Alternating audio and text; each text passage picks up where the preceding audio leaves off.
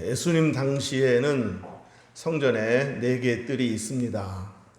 첫째는 제사장의 뜰이 있습니다. 이곳은 제사장, 대제사장만 들어갈 수 있습니다. 물두멍과 번제단이 있는 뜰, 제사장만 들어갈 수 있는 곳입니다. 그 다음에 유대인의 뜰이 있습니다. 이곳은 유대인들만 들어갈 수 있습니다. 다른 이방인들도 들어갈 수 없고, 또 유대인이라 할지라도 여자들은 들어갈 수 없습니다. 유대인 남자들만 들어갈 수 있습니다. 그 다음에 이제 이방인의 뜰이 있습니다. 이방인의 뜰은 이제 유대인들뿐만 아니라 이방인들도 들어갈 수 있는 그런 뜰이 있습니다. 그래서 거기를 이방인의 뜰이라고 부릅니다.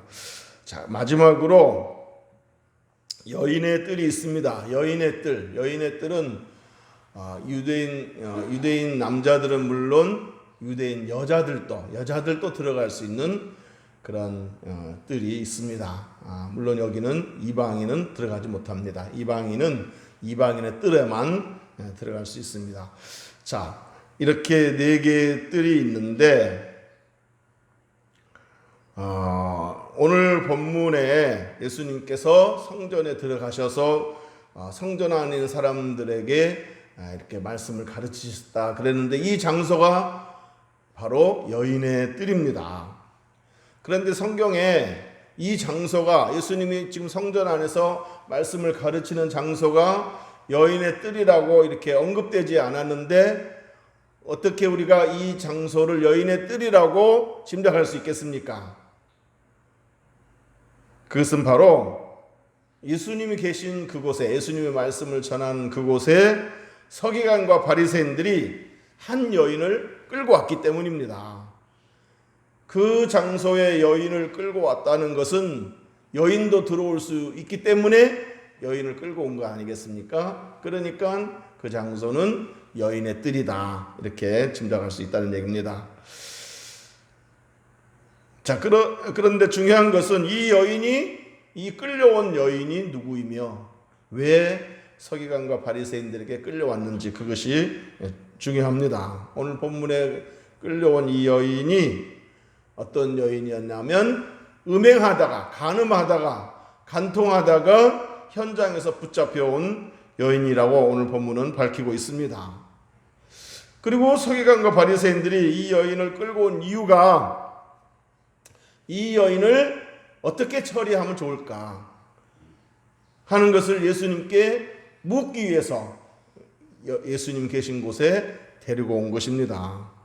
우리 4절 한번 다 같이 읽어보겠습니다. 4절 시작. 예수께 말하되 선생이여, 이 여자가 간음하다가 현장에서 잡혔나이다. 5절도 같이 읽겠습니다. 시작. 모세는 율법에 이러한 여자를 돌로 치라 명하였거니와 선생은 어떻게 말하겠나이까. 아멘. 자, 그러니까 서기관과 바리새인들이 예수님께 이제 질문한 요점은 바로 이겁니다. 이 여인이 간음하다가 현장에서 붙잡혔는데, 율법에 의하면 간음하다가 붙잡힌 사람은 돌로 쳐서 죽이도록 되어 있는데, 당신은 어떻게 할 것입니까? 이거를 예수님께 지금 묻고 있는 겁니다. 자, 그런데 여러분, 성전 안에는 제사장도 있는데, 그 제사장에 가서 물어보면 될 터인데, 제사장에게 데려가면 그 제사장이 율법대로 처리할 텐데, 굳이 예수님께 데리고 온 이유가 뭐겠습니까? 그 이유가 6절에 나와 있습니다. 6절 같이 읽어보겠습니다. 시작.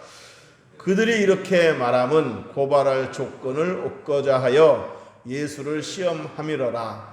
예수께서 몸을 굽히사 손가락으로 땅에 쓰시니. 자, 그러니까 서기관과 바리새인들이 간음하다가 현장에서 붙잡힌 이 여인을 굳이 제사장으로 데리고 가지 않고 예수님께로 끌고 온 이유는 예수님을 시험하기 위해서라는 겁니다. 예수님을 공경에 빠뜨리기 위해서라는 얘기입니다.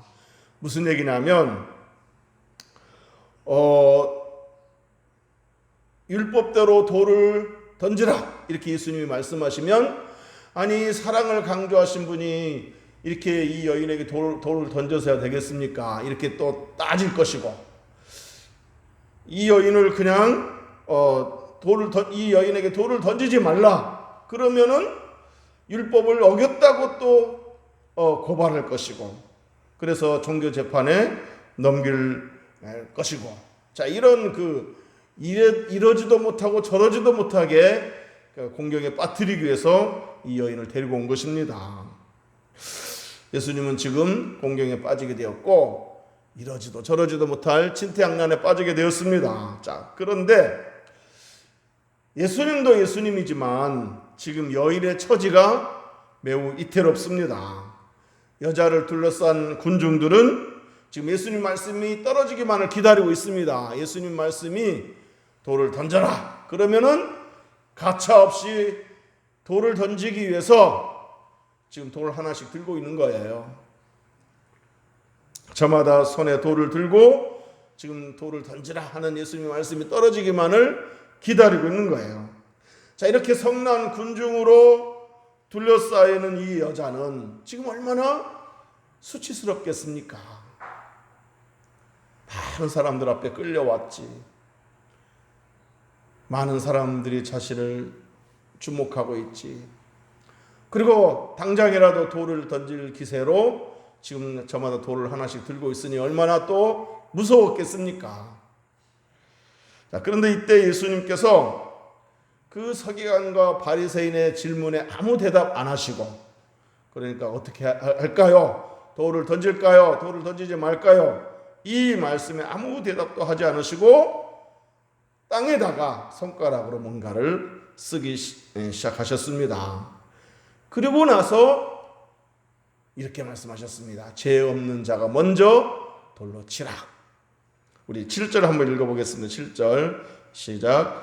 그들이 묻기를 마지 아니하는지라 이에 일어나 이르시되 너희 중에 죄 없는 자가 먼저 돌로 치라 하시고.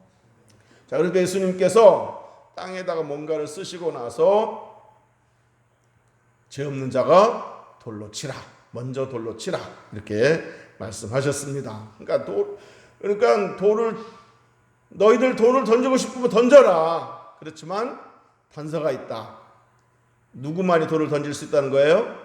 죄 없는 자가. 죄 없는 자가 돌을 던지라. 죄 없는 자가 돌을 던지라는 것입니다. 그리고 나서 또 땅에다가 뭔가를 쓰셨습니다. 여러분, 이때 예수님께서 땅에다가 뭘 쓰셨을까요?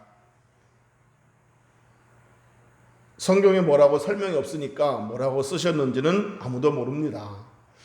하지만 거기에 있는 군중들은 다 그 글씨를 보았을 겁니다. 아마 그 군중들은 그 글씨가 무슨 글씨인지는 알고 있을 겁니다. 어쩌면 죄 없는 자가 돌로 치라 이 말씀과 연관성이 있는 그런 어떤 단어를 쓰시지 않았나 생각해 봅니다. 예를 들어서 긍휼, 사랑, 용서 뭐 이런 단어를 쓰시지 않았을까 싶습니다. 자, 그런데 예수님께서 이 땅에다가 무엇을 쓰셨는지도 궁금하지만 왜 갑자기 글자를 쓰셨을까 하는 것이 더 궁금할 수 있습니다. 자, 그것은 아마도 여인을 둘러싼 그 성난 군중들의 그 흥분을 가라앉힐 시간을 주기 위해서 땅에 글을 쓰시지 않았나 싶습니다. 이거는 그냥 추측입니다. 인간은 흥분하면 이성을 잃습니다. 이성을 잃으면 바로 판단하기 어렵습니다.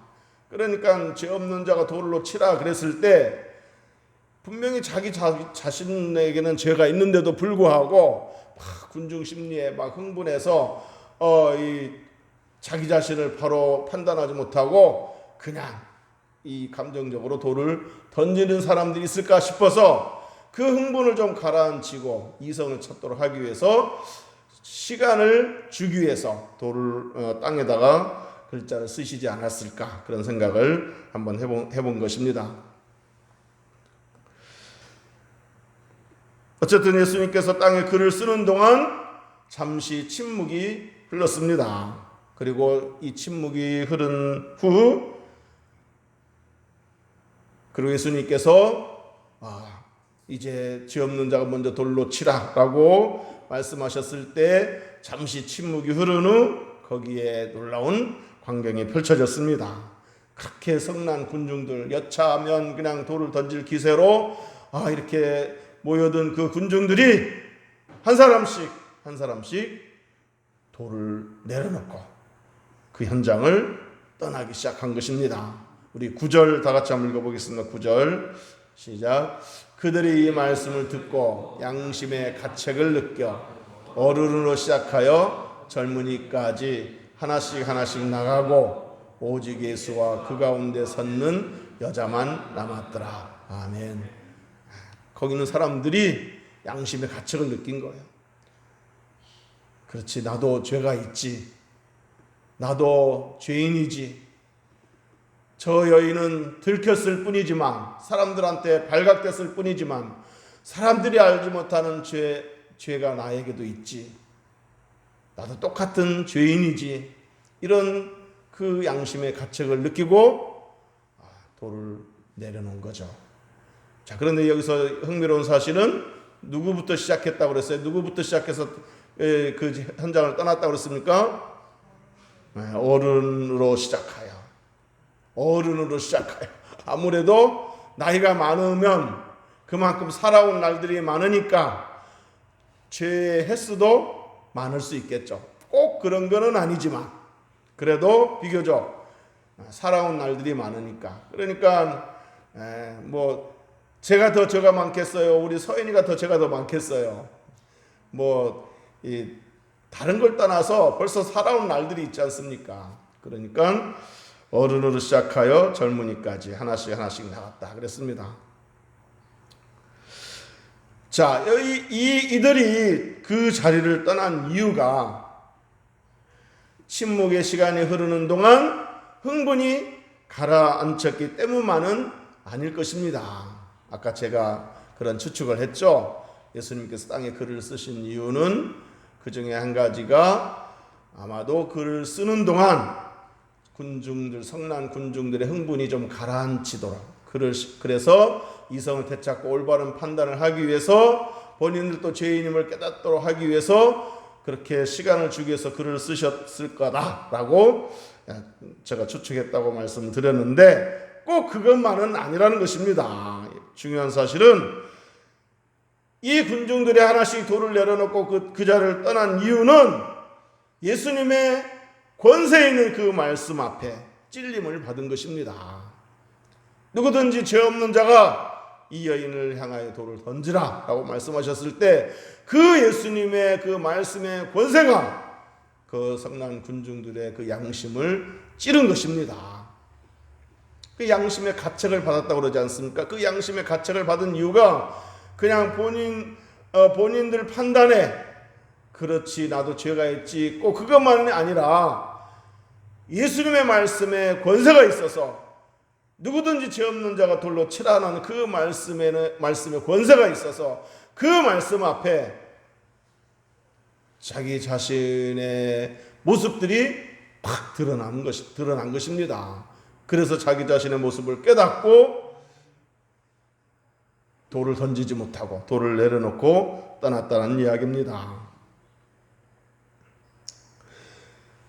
그러니까 이 여자는 행동으로 옮겨 죄를 범했지만 그 군중들 자신들은 행동으로만 옮기지 못했을 뿐이지 마음속으로 무수히 죄를 범하고 있었다는 사실을 깨닫게 된 것입니다. 그리고 아까도 말씀드렸지만 이 여인은 들켰을 뿐이지 자기 자신들은 들키지 않은 죄가 얼마나 많은가, 그런 사실을 깨달은 것입니다. 예수님의 그 말씀의 권세 앞에 가책을 받은 것입니다. 양심의 찔림을 받고 그래 누가 이 여인을 정죄할 수 있단 말인가, 누가 이 여인에게 돌을 던질 수 있다는 말인가 라는 사실을 깨닫고 돌을 하나씩 내려놓고 하나씩 그 자리를 떠나게 된 것입니다. 여러분, 거기 있는 현장에 있는 사람들 중에 누가 그 여인을 정죄할 수 있습니까? 누가 떳떳하게 난 죄 없어 하고 돌을 던질 수 있습니까? 그렇게 할 수 있는 분은 누구밖에 없는 거예요? 예수님밖에 없는 거예요. 예수님 한 분만이 그 여인을 정죄할 수 있고 심판할 수 있습니다. 왜 그렇습니까? 예수님은 죄가 없는 분이기 때문입니다. 예수님은 죄가 없는 분이죠. 로마서 3장 23절에 모든 사람이 죄를 범하였음에 그랬는데, 이렇게 성경은 모든 사람이 죄인이라고 규정하고 있습니다. 아담 이후에 모든 사람들은 아담의 원죄를 갖고 태어났고, 또 그 아담의 그 원죄 본성이 있기 때문에 본인 스스로가 또 죄를 범하고, 이래서 모든 인간들은 원죄와 본죄가 있습니다. 아담으로부터 물려받은 그 원죄와 자기가 또 스스로 지은 본인들의 죄, 본죄가 있습니다. 그러므로 그 누구도 이 여인을 나는 죄 없다 하면서 이 여인에게 돌을 던질 사람은 없다는 것입니다. 오직 예수님만이 정죄할 수 있고 심판할 수 있습니다. 예수님은 죄가 없기 때문입니다. 예수님은 우리와 똑같은 몸을 가지신 완전한 사람이지만, 예수님 태어날 때 어떻게 태어나셨어요? 남자와 여자와의 관계로 태어나신 것이 아니잖아요. 남자와 여자의 그 육체적인 관계로 태어난 게 아니잖아요. 만약에 예수님도 남자와 여자와의 관계를 통해서 태어났다면 아담으로부터 물려받은 죄가 있는 거예요. 그리고 그 죄의 본성을 갖고 태어나기 때문에 예수님도 죄를 지을 수밖에 없는 것입니다. 그렇지만 예수님은 남자와 여자와 관계를 통해서 태어난 것이 아니고 성령을 통해 성령으로 잉태되었기 때문에 그 아담의 죄와는 아무 상관이 없는 거예요. 그러므로 예수님 외에는 그 누구도 정죄할 수 없고 심판할 수 없습니다. 외국에 이런 유머가 있습니다. 누군가가 카톨릭을 좀 꼬집기 위해서 이런 만들어낸 유머가 아닌가 싶습니다. 예수님께서 누구든지 죄 없는 자가 돌로 치라 라고 말했을 때 어떤 여자가 돌을 던지더라는 거예요. 그때 예수님이 그 여자에게 다가가서 이렇게 말했다는 거예요. 어머니, 여기서 이러시면 안 됩니다. 누구예요? 마리아죠. 이 유머는 이제 카톨릭의 잘못된 교리를 꼬집기 위해서 만든 유머라고 할 수 있는데, 카톨릭에서는 마리아 무흠설이라는 교리가 있습니다. 마리아는 흠이 없다, 죄가 없다, 마리아는 죄가 없다라는 뜻으로 마리아 무흠설이라는 교리를 만들어냈습니다. 성경적인 것이 아니죠.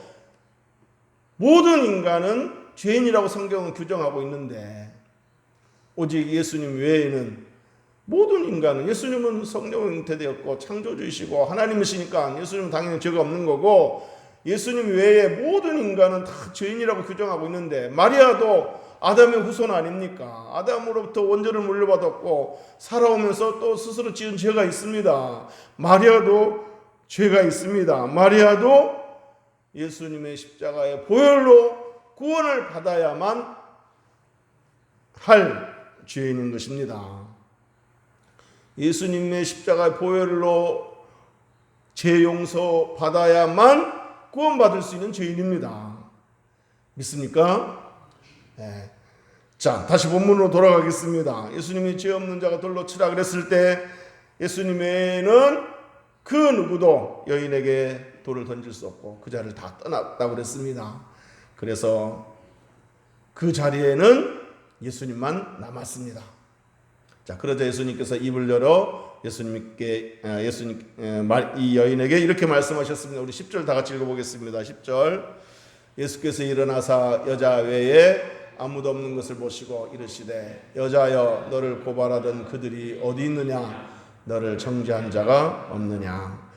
자, 우리 11절 같이 읽겠습니다. 11절 시작. 대답하되 주여 없나이다. 예수께서 이르시되 나도 너를 정죄하지 아니하노니 가서 다시는 죄를 범하지 말라 하시니라. 아멘.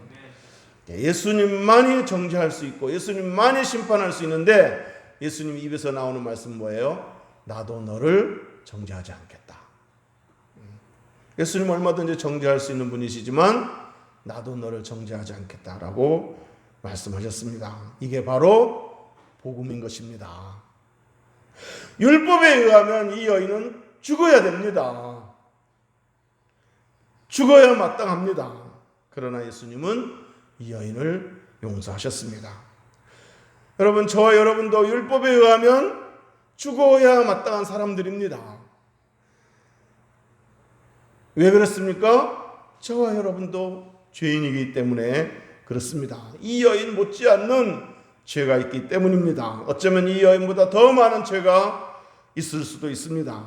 그러므로 저와 여러분도 율법대로 처리한다면 죽어야 마땅합니다. 돌로 던지는 그 무서운 그런 그 형벌보다 더 무서운 지옥 형벌을 받아야 마땅합니다. 그런데 우리가 받아야 할 그 죄 형벌을 예수님이 대신 십자가에서 받으시고 그 십자가의 피로 우리 죄를 용서해 주셨습니다. 그 예수님의 공로로 우리는 이제 정죄받지 않게 되었습니다. 예수님이 우리를 정죄하지 않으실 뿐만 아니라 그 누구도 정죄하지 못하도록 막으셨습니다. 로마서 8장 1절에 보면 그러므로 이제 그리스도 예수 안에 있는 자에게는 결코 정죄함이 없나니 예수 그리스도 안에 있는 자, 즉 예수 그리스도의 보혈로 죄 용서함 받고 구원받은 자는 그 누구도 정죄할 수 없다. 마귀도 정죄할 수 없다. 이게 바로 복음인 줄 믿으시기를 주의 이름으로 축복합니다. 로마서 8장 34절에도 누가 정죄하리요? 죽으실 뿐 아니라 다시 살아나시는 이는 그리스도 예수시니 그는 하나님 우편에 계신 자요 우리를 위하여 간구하시는 자시니라. 예수님이 지금도 우리를 위해서 계속해서 중보하고 계시기 때문에 그 누구도 우리를 정죄할 수 없습니다. 믿습니까? 자, 그런데 여기서 한 가지 기억해야 될 것이 있습니다. 예수님께서 여인에게 나도 너를 정죄하지 않겠다라는 이 말씀은 죄를 묵인하겠다는 뜻이 아닙니다. 즉 죄를 지어도 괜찮다 그런 뜻이 아닙니다. 예수님은 여인의 죄를 용서하신 것이지 여인의 죄를 그냥 묵인하시고 간과하신 것이 아닙니다. 또 죄를 지어도 좋다는 그런 말씀이 아닙니다. 나도 너를 정죄하지 않는다라고 말씀하신 것은 그래 이제 또 죄 지어도 괜찮아 그런 뜻이 아니란 이야기입니다. 우리 11절 다 같이 읽어보겠습니다. 11절 시작. 대답하되 주여 없나이다. 예수께서 이르시되 나도 너를 정죄하지 아니하노니 가서 다시는 죄를 범하지 말라 하시니라. 아멘. 죄를 용서하시고 나서 나도 너를 정죄하지 않겠다라고 말씀하시고 나서 가서 다시는 죄를 범하지 말라. 자, 이 말씀은 뭐예요? 이 여인의 행실이 잘못됐다는 것을 분명히 말하고 있는 거예요. 네 죄 괜찮은 거야. 이렇게 말씀하신 것이 아니라는 거예요. 네 죄는 무섭고 정말 잘못된 것이지만 용서했다는 것이고 그렇다고 해서 또 죄를 지어도 괜찮다는 말씀이 아니란 얘기입니다. 그래서 다시는 죄를 범하지 말라라고 말씀하셨습니다. 여러분, 이 여인이 이렇게 예수님으로부터 용서받고 나서 이런 생각을 하면 안 되는 것입니다.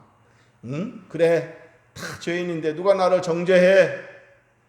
누가 나를 돌로 칠 수 있단 말이야? 하면서 이렇게 뻔뻔하게 생각하면 안 된다는 얘기입니다. 그저 나 같은 죄인 살리신 주 은혜 고마워 하면서 그 은혜 감사하면서 웬 사랑인가 웬 은혜인가라고 눈물로 감사하면서 이렇게 하나님으로부터 은혜를 받았으니 이렇게 주님의 큰 은혜를 받았으니 은혜를 받은 자로서 이제 정말 주님 뜻대로 살아야지. 이제는 정말 죄를 멀리하며 살아야지. 죄를 범하지 않으려고 노력해야지. 이런 자세가 있어야 된다는 얘기입니다. 이게 바로 은혜 받은 자의 합당한 태도인 것입니다. 그러니까 죄 용서 받고 나서 죄를 가볍게 여기고 또 죄를 지어도 뭐 괜찮다는 그런 생각을 하면 그건 은혜 받은 자의 모습이 아닌 겁니다. 은혜를 잘못 받은 것입니다. 로마서 6장 1절 2절에 보면 그런즉 우리가 무슨 말을 하리요? 은혜를 더하게 하려고 죄에 거하겠느냐? 그럴 수 없느니라. 죄에 대하여 죽은 우리가 어찌 그 가운데 더 살리요? 죄인들이 은혜를 입었잖아요. 그러니까 은혜를 더 입기 위해서 더 많은 죄를 지으면 더 큰 은혜를 입겠구나, 이렇게 생각하면 안 된다는 얘기입니다. 은혜를 더하게 하려고 죄에 거하겠느냐? 그럴 수 없느니라. 여러분, 우리가 예수님의 피와 공로로 값없이 죄 용서함 받았다고 해서 죄를 가볍게 여겨서는 결코 안 됩니다. 그럴 수 없습니다. 이렇게 엄청난 은혜로 죄 용서함 받았는데 우리가 죄를 가볍게 여기고 여전히 죄 가운데 살려고 한다는 것은 은혜를 입은 자의 도리가 아닌 것입니다. 죄를 멀리하고 주님 뜻대로 살려고 노력해야 될 줄로 믿습니다. 믿습니까? 이제 말씀을 정리하도록 하겠습니다. 예수님께서 여인의 죄를 용서한 것은 뭐예요? 어떤 예수님에게 어떤 마음이 있는 거예요? 죄는 미워하되 죄인은 사랑하라. 그런 메시지를 던져주고 있는 거예요. 예수님께서 여인을 용서하셨을 때는 그런 메시지를 던져주고 있는 거예요. 죄인은 미워하되 죄인은 사랑하라. 그러니까 우리가 누가 어떤 잘못한 걸 보았을 때 그건 아니라고 말할 수는 있어야 되겠지만 그렇다고 그 사람을 미워하면 안 된다는 이야기입니다. 그 다음에 또 군중들이 돌을 내려놓고 그 자리를 떠났다고 했는데 이 군중들이 돌을 내려놓고 그 자리를 떠났을 때 우리에게 주는 메시지가 있습니다. 그건 뭐냐면 다른 사람의 죄와 허물을 보기 전에 내 자신을 볼 줄 알아야 된다. 그런 메시지를 지금 여기서 보여주고 있는 것입니다. 내 모습을 먼저 보라. 다른 사람의 눈에 티끌만 보고 비난하기 전에 내 눈에 들보는 없는지, 이게 과장된 표현이죠. 이 들보는 뭐예요? 큰 기둥이잖아요. 눈에 기둥이 들어가 있는 거예요. 내 눈에는 기둥이 들어가 있는데 다른 사람의 티를 보고 막 이렇게 비난하면 안 된다라는 것을 이 군중들이 돌을 하나씩 내려놓고 떠났다는 그 군중들에게서 우리는 그런 메시지를 들을 수 있다는 얘기입니다. 마지막으로 가늠한 여인이 우리에게 주는 메시지가 있습니다. 약하고 추한 죄인임에도 불구하고 주님 사랑으로 정죄하지 않으시고 용서해 주신 그 주님을 찬양하고 그 주님을 사랑하고 그 주님께 감사하고 그 주님을 닮아가라는 그런 메시지를 우리에게 주고 있는 것입니다. 용서받은 자로서 죄와 싸우고 죄를 멀리하고 죄를 슬퍼하고 죄에 대해서 애통하라는 것입니다. 그리고는 나 같은 죄인 살리신 그 은혜에 놀라워하면서 주님을 찬양하고 주님께 감사하고 그리고 주님을 더 닮아가고 주님을 높이라는 그런 메시지를 주고 있는 것입니다. 한 주간 동안 이 메시지들이 저와 여러분의 귓가에 맴돌게 되기를 주의 이름으로 축복합니다. 기도하겠습니다.